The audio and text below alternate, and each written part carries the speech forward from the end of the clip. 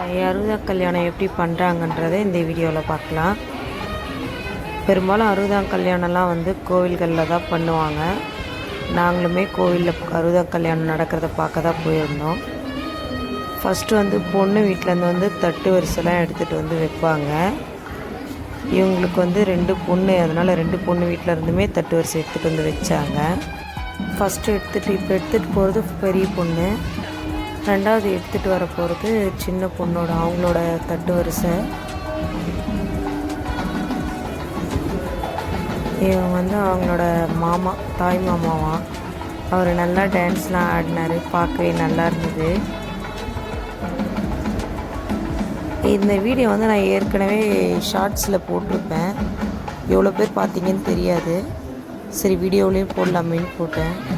கலச தண்ணிலாம் வச்சு ஐயரை வச்சு பூஜை பண்ணிவிட்டு அவங்களுக்கு வந்து கலச தண்ணி ஊற்றி அவங்களுக்கு வந்து நிலங்களாம் வைப்பாங்க. அவங்களோட சின்னவங்க, அதாவது நம்மளாம் வந்து அவங்க காலில் வந்து ஆசீர்வாதம் ஜோடியாக வந்து விழுந்து ஆசீர்வாதம் வாங்கிப்பாங்க எல்லாருமே. எல்லாம் வச்சுட்டு இப்போ கலச தண்ணி தான் அவங்களுக்கு ஊற்றுறாங்க. இதுக்கப்புறமா போயிட்டு அவங்க ட்ரெஸ்லாம், பொண்ணு மாப்பிள்ளைக்கு புதுசாக ட்ரெஸ் மாற்றுற மாதிரி ட்ரெஸ்லாம் மாற்றிட்டு வந்து ஃபைனலாக வந்து தாலி கட்டுவாங்க. அவ்வளோதான்.